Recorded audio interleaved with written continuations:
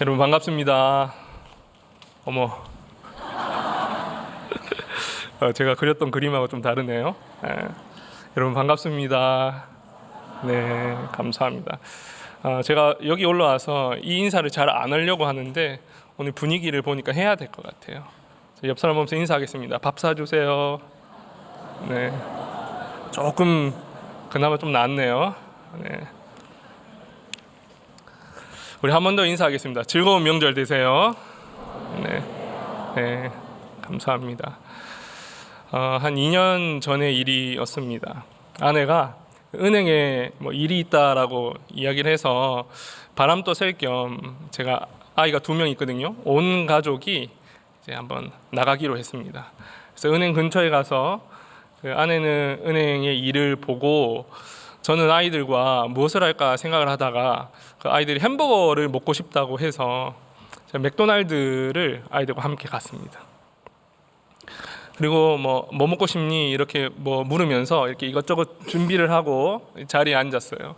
그래서 아이들 귀여워서 사진도 찍고 뭐 이렇게 행복한 시간을 보내고 있었는데 우리 첫째 아이가 그 콜라를 다 마시고 콜라 리필해 달라고 하는 거예요. 그래서 제가 조금만 기다려 보라고 이야기를 하고 그 컵을 들고 앞으로 갔습니다. 근데 사람들이 조금 있어서 기다렸어요. 기다렸다가 음료를 받고 돌아왔는데 어머, 첫째 아이가 없어진 거예요.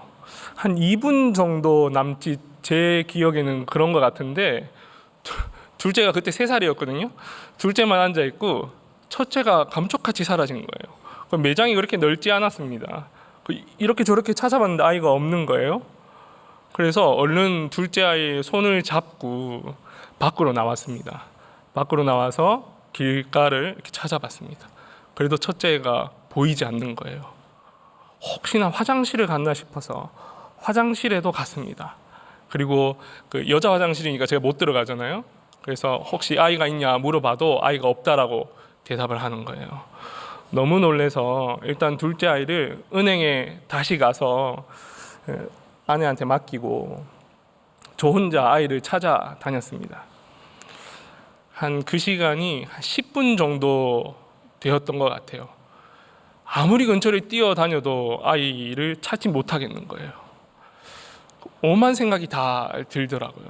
그래서 한 10분쯤 되었을 때 이거 경찰에 신고를 해야 되나? 그런 생각을 하고 있는 찰나에 저기 멀리서 자매가 우는 아이의 손을 붙잡고 저기 멀리서 걸어오는 거예요. 제가 얼른 뛰어갔습니다. 얼른 뛰어가서 그 자매에게 너무 감사하다고, 너무 고맙다고 인사를 했는데 그 자매가 이런 얘기를 하더라고요. 아이가 밖으로 나와서 혼자서 길가에 서서 울고 있길래 너 어디서 왔니? 라고 물으니까 햄버거 먹다가 나왔다 그래서 근처에 햄버거 집을 찾으니 맥도날드였고 이쪽으로 왔다 이렇게 얘기를 하더라고요. 그 제가 첫째 아이를 붙잡고 물어봤어요. 왜 밖으로 나갔니? 물어보니까 아빠인 줄 알고 어떤 한 남자를 따라 나갔대요. 저를 닮기가 쉽지 않거든요. 되게 궁금하긴 하더라고요. 아내한테 이야기하니까 아내도 도대체 어떻게 생겼길래 아이가 아빠인 줄 착각을 하고 이렇게 따라갔을까라고 얘기를 하던데 아이가 전 줄 알고 따라갔다가 한참 따라갔다가 손을 잡았는데 아빠가 아니었던 거죠. 그 자리에서 아이가 이제 얼어붙어가지고 이제 울고 무섭다 뭐 이런 이제 표현들을 했습니다. 지금 생각해도 그 시간은 굉장히 아찔합니다. 많은 사람들이 우리의 인생을 길에 비유합니다. 그리고 많은 사람들이 각자의 인생길을 걸어가죠.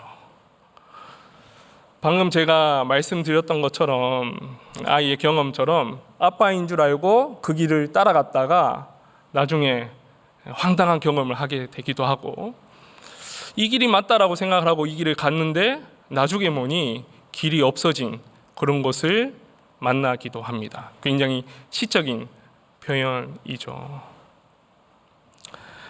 우리가 인생길을 살아가면서 이 길이 맞다라고 생각을 했지만은 그 길을 가다 보면 도대체 어디로 가야 하는지 방향을 알 수 없고 또는 길이 막힌 것과 같은 그런 상황들을 종종 경험하게 됩니다.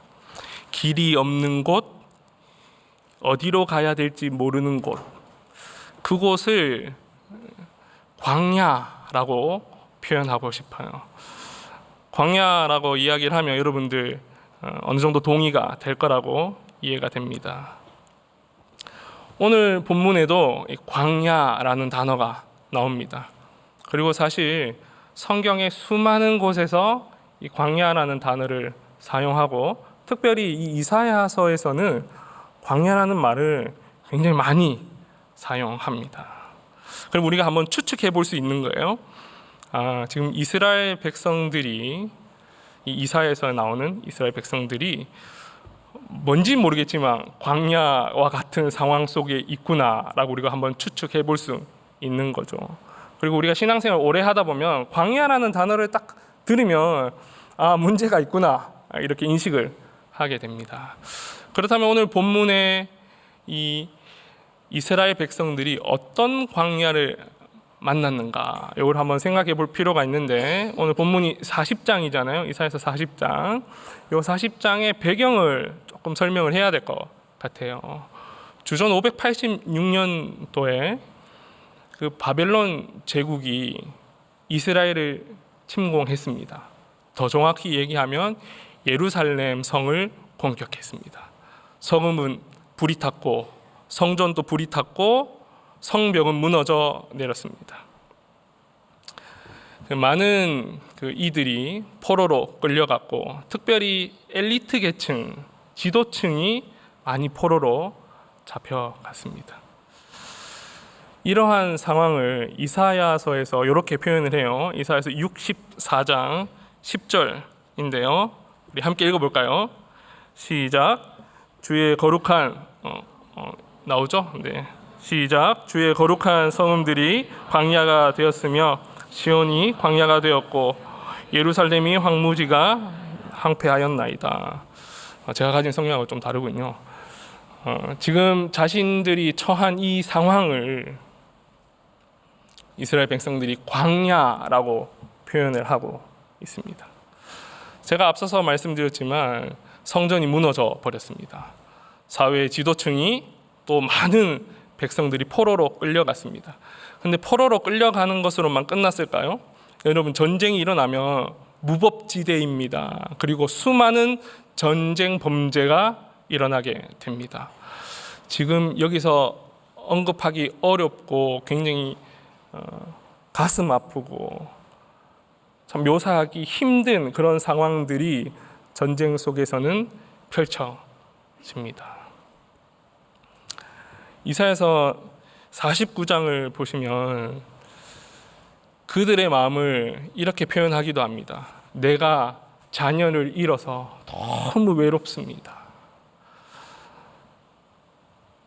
전쟁을 통하여서 부모와 자녀가 찢어지고 죽는 그런 상황이 지금 이사야 40장에 펼쳐져 있는 것이죠. 우리가 잘 아는 다니엘, 그 다니엘이 요 바벨론 포로기 사람입니다. 여러분, 다니엘 요 이름 뜻을 혹시 아시나요? 하나님은 재판관이시다라는 뜻을 가지고 있습니다. 근데 포로로 잡혀가서 벨드사살이라는 이름을 다시 얻습니다. 바벨론식 이름이죠. 요 이름 뜻이 뭐냐면 벨, 요게 신을 의미하는데 바벨론의 주신인 마르둑을 의미합니다. 그리고 드사살은 왕을 지키다라는 뜻이 있습니다. 종합하면 마르둑이 왕을 지킨다 이런 이름 뜻이에요. 하나님은 재판관이시다라는 이름을 가진 다니엘이 그 포로의 그 생활 때문에 이름을 강제적으로 바뀌어져야 됐다는 것이죠. 여러분, 이름이 바뀐다는 것은 굉장한 정체성의 혼란을 가져다 주는 것입니다. 하나님을 믿는 우리가 만약에 우상에 관련된 이름으로 바꾸라고 한다면 여러분 바꾸시겠습니까? 너무 힘들고 어려운 일인 거죠. 그 이스라엘 모든 백성들의 그 정체성이 흔들리는 그 시기를 지금 광야라고 표현을 하고 있습니다. 제가 중동 난민 선교 담당이에요. 제가 그리스를 이제 방문을 했습니다. 많은 중동의 난민들이 유럽으로 진출하기 위해서 반드시 거쳐야 할 나라가 그리스입니다. 그리스 가서 시리아의 한 형제를 만났습니다. 시리아 출신 한 형제. 그 형제랑 이런저런 이제 교제를 하는데 그 형제가 자신의 이야기를 해주는 거예요. 자신은 의학 공부를 하고 있었대요. 그러니까 의대생이었던 거죠. 결혼도 했습니다. 여러분, 우리나라에서 의사 되려고 얼마나 사람들이 노력합니까? 다시 말하면 소위 엘리트인 거죠. 그래서 거의 그 의학 공부가 끝날 때쯤이 되었다고 해요. 근데 그때 나라에 내전이 터지고 여러 가지 정치적인 어려움들이 발생을 하면서 더 이상 공부를 할 수 없는 상황이 오게 된 겁니다. 그리고 더 안타깝게는 자신의 나라에서 더 이상 살 수 없는 상황이 된 거예요. 그래서 아이들을 이끌고 나온 거죠. 탈출을 한 거죠. 근데 참 안타깝게도 그 과정 속에서 가족들이 좀 뿔뿔이 흩어졌다라고 이야기를 하더라고요. 자신은 지금 그리스 난민촌에서 의사의 꿈을 잃어버리고 도대체 무엇을 해야 되는지도 모르고 아이들을 어떻게 양육하고 교육해야 되는지도 모르겠고 그저 난민촌에서 주는 음식을 받아 먹으면서 그 삶을 살고 있다라는 그 이야기를 하더라고요. 저는 그 형제, 그 친구의 눈에서 이 바벨론 포로의 절망을 보았습니다. 우리가 인생을 살아가면서 수많은 그런 절망의 상황들을 마주합니다. 우리의 정체성이 흔들리는 그런 상황들을 많이 마주하는 것 같아요. 병원에 있는 사람들은 건강한 나라는 정체성이 사라져버리고 사랑하는 사람을 잃은 사람은 누구의 형제 자매 또 누구의 부모 누구의 자녀라는 그 정체성이 사라져버리고 또 혹자는 회사나 사업의 실패를 통하여서 도대체 앞으로 경제적으로 어떻게 살아가야 될지 모르겠다라는 그 어려운 광야 가운데 삶을 살아가고 있습니다. 현대인들의 광야가 아니겠습니까? 그런 상황을 우리가 마주하면 신앙을 가진 우리도 이렇게 이야기를 해요. 도대체 하나님 어디 계시나? 하나님이 내 삶을 지켜보고는 계신가? 늘 함께 하신다는 그 하나님은 혹시 날 떠나신 것은 아닌가? 우리가 신학적으로는 그렇게 생각하지 않지만 우리의 감정, 우리의 그 기분은 그렇게 표현하고 싶고 그렇게 표현하는 그런 순간까지도 도달하게 됩니다. 그 당시 본문의 이스라엘 백성도 동일한 마음이었습니다. 이사야서 49장 14절에 이렇게 이야기를 하고 있습니다. 제가 읽어드릴게요. 오직 시온이 이르기를 여호와께서 나를 버리시며 주께서 나를 잊으셨다 하였거니와. 이스라엘 백성이 하나님 나를 버리신 것 아닙니까? 나를 잊으신 것 아닙니까? 라고 이야기를 하고 있습니다. 그리고 이사야서 40장 27절에는 이렇게 표현하고 있습니다. 주께서 나의 사정을 돌아보지 아니하신다. 하나님이 그들의 인생 가운데 아무 도움도 되지 않는 마치 칠흑과 같은 그 어둠의 현장에 지금 이스라엘 백성들이 서 있는 거예요. 그런데 참 아이러니하게도 이러한 상황 속에서 이사야 선지자는 그들에게 이렇게 외칩니다. 오늘 우리가 함께 읽었던 본문의 말씀인데요. 이사야서 40장 3절 말씀입니다. 제가 읽어드릴게요.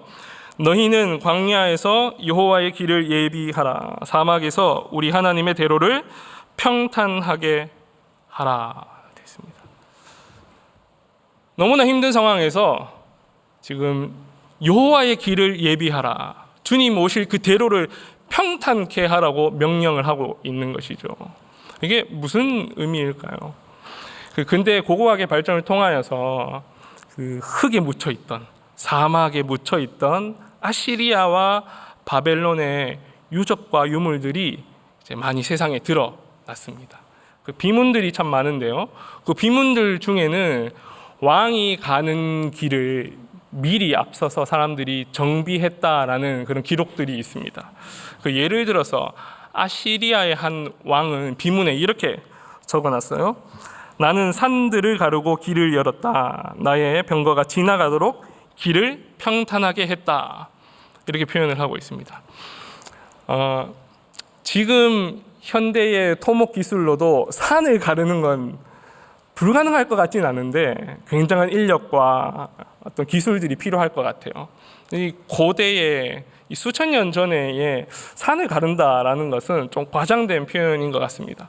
맞습니다. 이게 과장이죠. 그러니까 자신이 얼마나 대단한 존재인지를 이렇게 표현하고 있습니다. 그런데 생각해 보면 어떤 나라의 리더들이나 나라의 통치자들이 길을 갈 때는 그 길을 정비합니다. 현대 시대도 그렇잖아요. 대통령이 오는데 뭐 아무렇지도 않게 뭐 어서 오세요 이렇게 하지는 않을 거 아니에요. 미리 앞서서 일하는 사람들이 길을 통제하고 또 어떤 동선으로 가야 할지 미리 체크할 것입니다. 고대에도 동일했어요. 왕이 어떤 도시를 방문하면 그 길을 미리 앞서서 위험한 것은 없는가 이렇게 정비를 하기도 했고, 또 전쟁에서 승리하고 돌아오면 이제 그 돌아올 때 잘 정비해서 왕이 그 대로를 갈 수 있게끔 했습니다. 놀라운 것은 바벨론 제국에 여러분 아스팔트가 있었다는 것 아세요? 그 정도로 굉장히 발달하고 발전한 도시였습니다. 그 이사야는 여러한 시대적 배경을 딱 가지고 와서 지금 요 설명을 하고 있는 거예요. 광야에서 여호와의 길을 예비하라. 주님께서 오실 이 대로를 평탄케 하라. 이렇게 표현을 하고 있습니다. 굉장히 은유적이고 문학적인 표현이죠. 그러면 우리가 도대체 이 말이 무슨 말인지를 한번 생각해 봐야 할 거예요. 도대체 여호와의 길을 예비하는 것이 무엇일까? 주님께서 오실 대로를 평탄하게 하는 것은 무엇일까? 뭐 말 그대로 지금 바벨론에서 이스라엘로 포로 귀환을 할 그 길을 닦으라 뭐 이렇게 생각하지는 않았을 거라고 생각이 듭니다. 여호와의 길이 무엇인가? 그 대로를 평탄하게 하는 것이 무엇인가를 구약의 용례를 통해서 우리는 그 의미를 알 수 있습니다. 뭐 여러 이제 용례들이 있겠지만 제가 시간 관계상 다 다루지는 못하고 가장 대표적인 용례가 창세기 18장 19절의 말씀입니다. 요거 우리 함께 읽어봤으면 좋겠습니다. 시작. 내가 그로 여호와의 도를 지켜 의와 공도를 행하게 하려고 그를 택하였나니 이는 나 여호와가 아브라함에게 대하여 말한 일을 이루려 함이니라 되어 있습니다. 이게 하나님께서 아브라함을 부르시는 장면이에요. 그러니까 아브라함을 부르는 목적이에요. 근데 이 장면이 왜 중요하냐면 결국 아브라함을 부른다라는 것은 이스라엘 백성을 부른다라는 그 의미입니다. 그리고 왜 부르는지에 대한 목적을 여기서 지금 설명을 하고 있는 거예요. 그 목적이 뭐냐면 이렇게 이야기를 하고 있습니다. 의와 공도를 행하게 하려고, 의와 공도를 행하게 하려고 지금 아브라함, 이스라엘 백성을 불렀다라고 이야기를 합니다. 그런데 의와 공도를 행하는 것이 무엇인가? 이것이 여호와의 도이다 이렇게 표현을 합니다. 우리가 방금 그 이사야서 본문에서 봤던 여호와의 길은, 요 길이라는 히브리어 단어가 데레크라는 단어입니다. 그런데 요 표현이 이 창세기 18장 19절에서 여호와의 도로 나와 있습니다. 그러니까 번역을 우리말로는 여호와의 도로 한 것이죠. 히브리어 원문을 보면 똑같습니다. 그 여호와의 길이 무엇인가?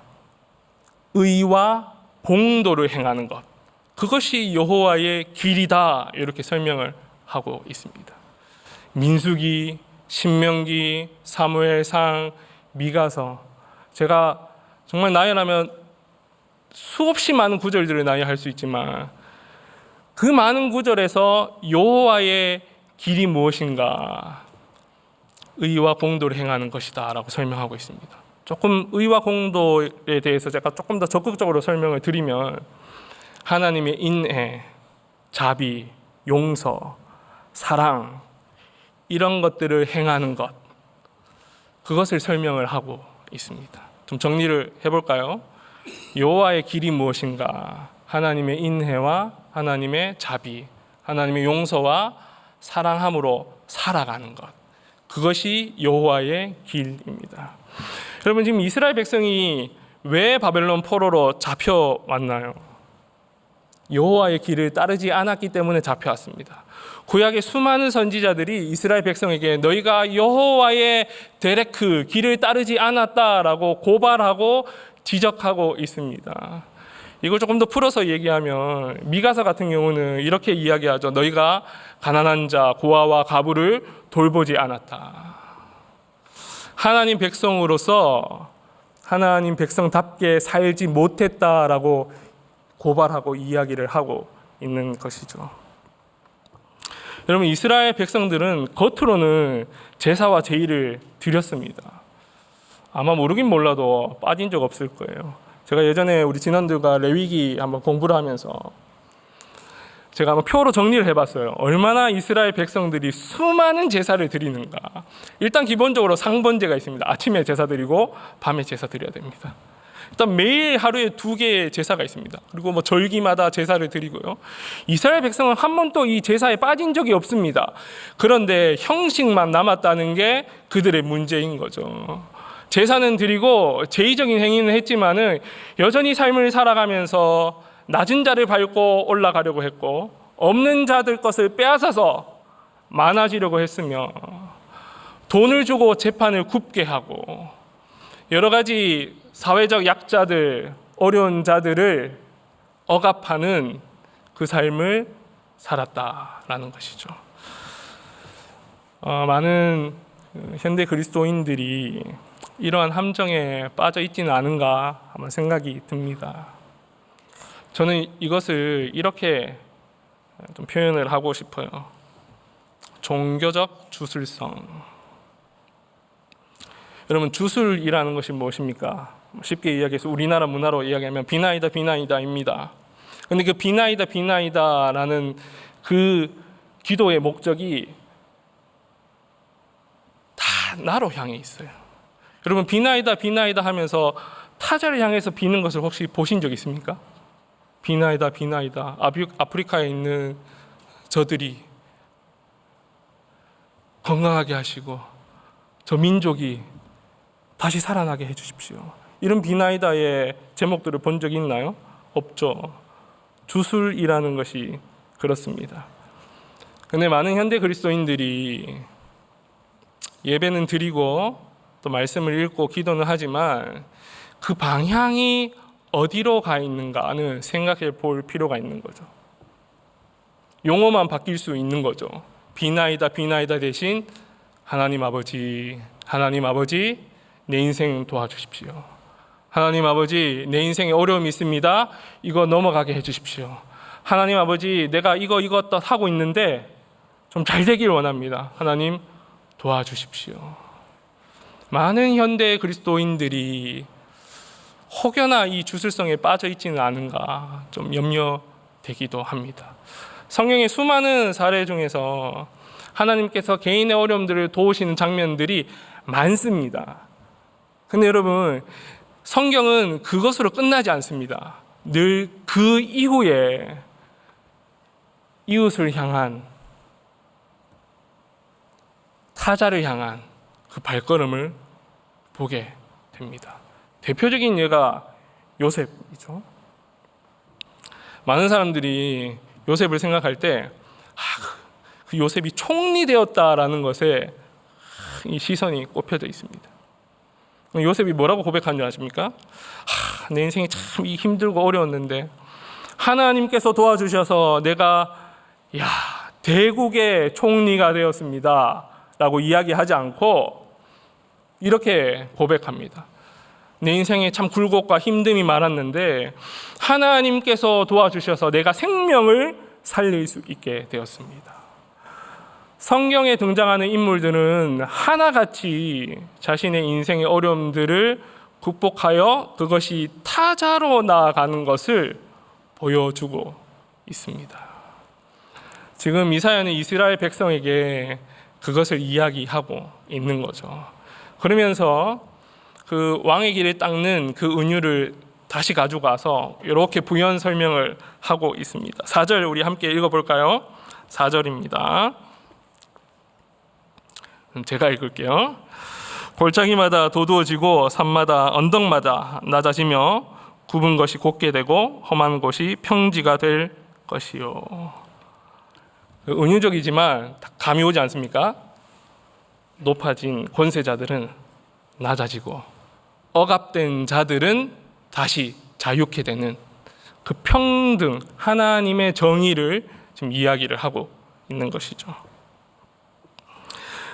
제가 이 본문 연구하면서 한 신학자가 이 부분에 대해서 해설하는 것을 보게 되었어요. 그리고 너무 마음에 감동이 있어서 제가 여러분에게 좀 소개를 하고 싶은데 제가 한번 읽어드리겠습니다.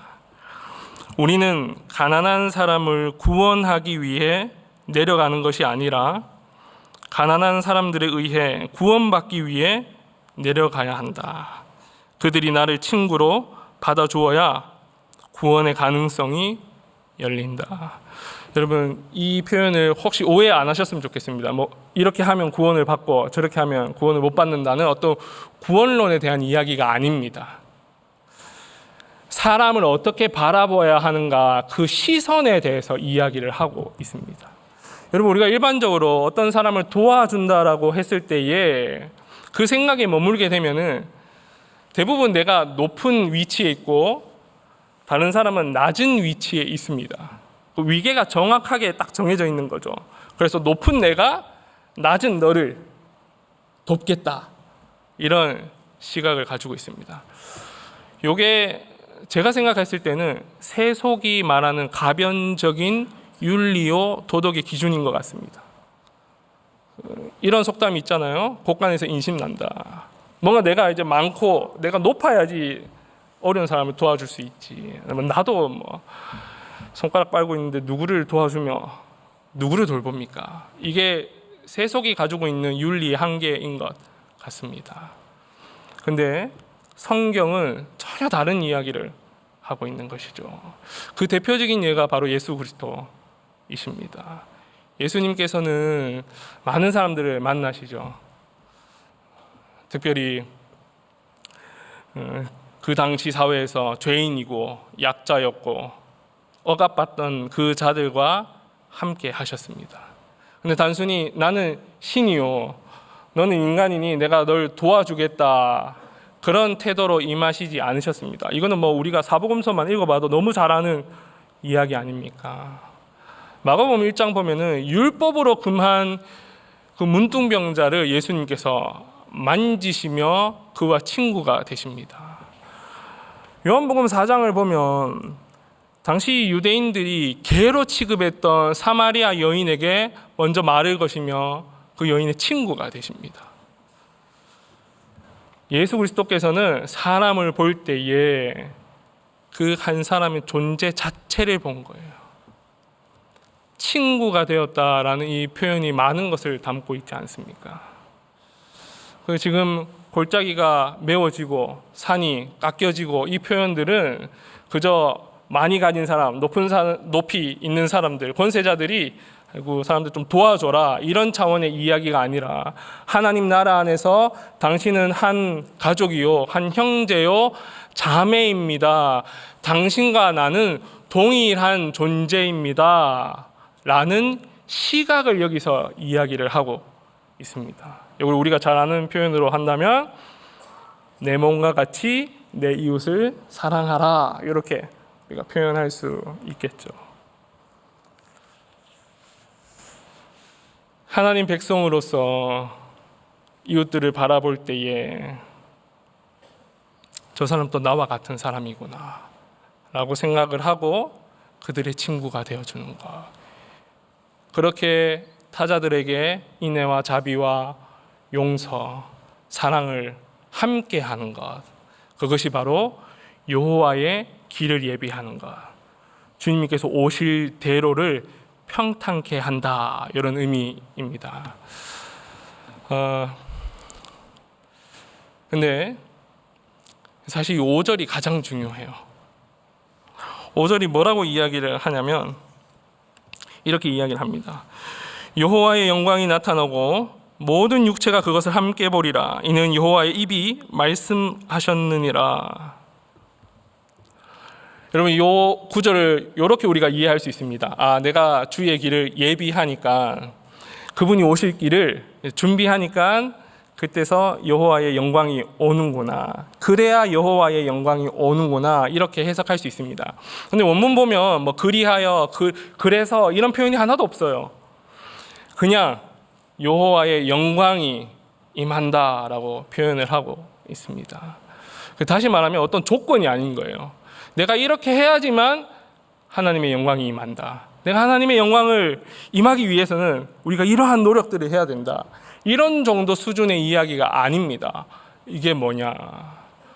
우리가 여호와의 길, 그것을 예비할 수 있고 주의 대로를 평탄할 수 있게 하는 그 이유가 바로 여호와의 영광 때문이다라고 이야기를 하는 것이죠. 무슨 말인가? 이 여호와의 영광은 구약에서 하나님이 본인의 이 나타나심에 대해서 히브리어로 여호와의 영광 이 표현을 씁니다. 출애굽기 24장 또는 40장 보면은 그 시내산에서 여호와의 영광이 나타났는데 삼키는 불 같다, 이렇게 표현하기도 하고, 어쨌든 눈에 보이는 것으로 이제 설명을 합니다. 40장 보면은 회막 가운데에 구름이 가득 찼는데 성막 위에 여호와의 영광이 임했다, 이렇게 표현하거나. 그러니까 여호와의 영광이라는 표현은 눈에 보이는 하나님이라는 그 의미를 담고 있습니다. 여러분, 궁극적으로 이 여호와의 영광이 누구이십니까? 바로 예수 그리스도이십니다. 요한복음 1장 14절의 말씀을, 이건 중요하니까 우리 함께 읽어봤으면 좋겠습니다. 시작. 스님이 육신이 되어 우리 가운데 거하심에 우리가 그의 영광을 보니 아버지의 독생자의 영광이요 은혜와 진리가 충만하더라. 요한복음에서 정확하게 밝히고 있습니다. 눈에 보이는 하나님, 그게 누구이신가? 여호와의 영광이 누구신가? 바로 예수 그리스도이시다라고 설명을 하고 있는 것이죠. 여러분, 그렇습니다. 우리가 여호와의 데레크, 하나님의 인애, 자비, 사랑, 용서를 행할 수 있는 힘은 우리에게서 나오는 것이 아니라 하나님의 영광, 다시 말하면 예수 그리스도를 힘입어서 그것이 가능하다라는 것을 여러분 꼭 기억하시기를 바랍니다. 그분의 죽으심, 그분의 부활하심, 그분이 이 땅에서 우리가 어떻게 살아가야 하는지를 모델로서, 상징으로서 보여주셨습니다.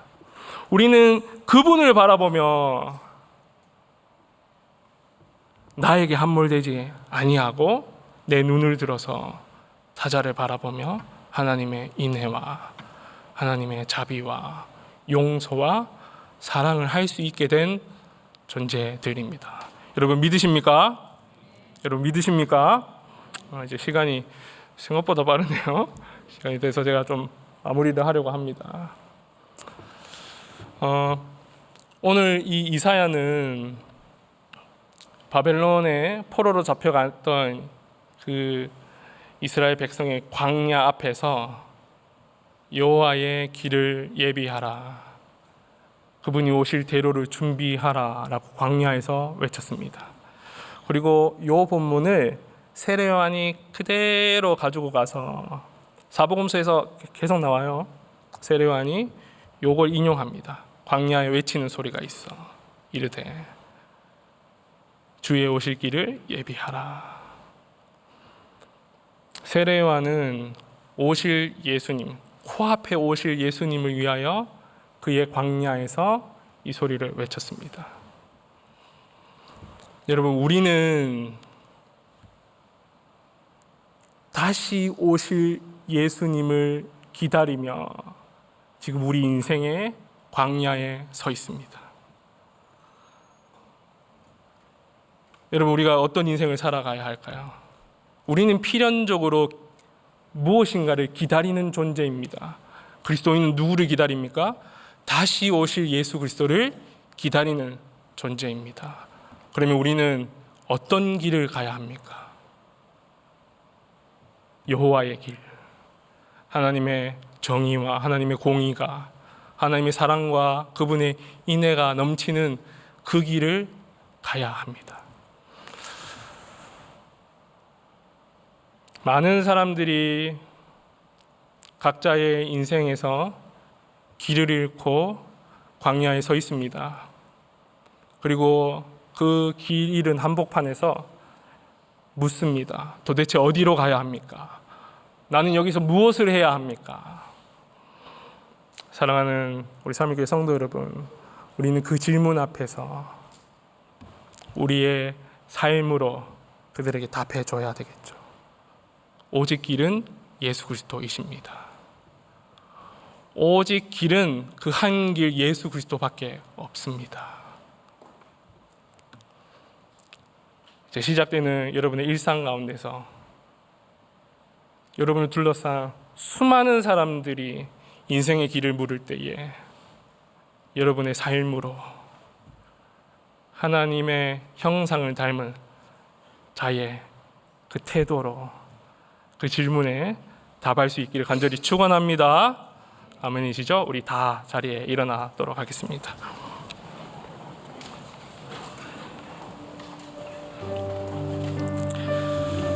우리 내는 주의 영광을 보내 우리 함께 찬양하도록 하겠습니다.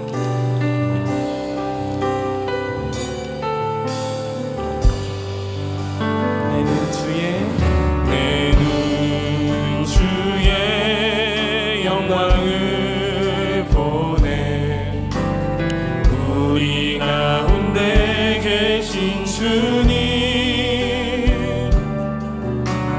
그 빛난 영광 온 하늘 덮고 그 찬송 온 땅 가득해 내는 주의 영광을 영광을 보내 찬송 가운데 서신 주님의 얼굴을 온 세상 향하네 권능의 팔을 드셨네 주의 영광 이곳에 우린 선의 주님과 함께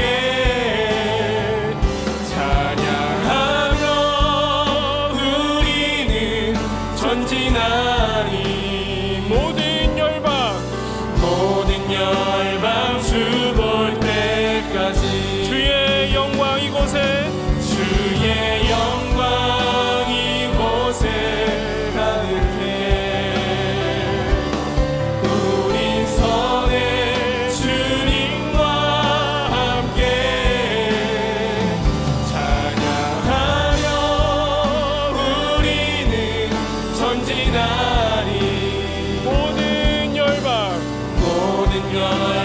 주 볼 때까지 하늘 아버지 우리 새롭게 하사 열방 중에서 주를 섬기게 하소서 모든 나라 일어나 찬송 부르며 영광의 주님을 공예하소서 주의 영광 이곳에 가득해 우린 선의 주님과 함께 찬양하며 우리는 전진하리 모든 열방 주 볼 때까지 우리 시간 한 가지 기도의 제목을 놓고 기도하기를 원합니다. 하나님, 내가 여호와의 길을 준비하며 살아가겠습니다.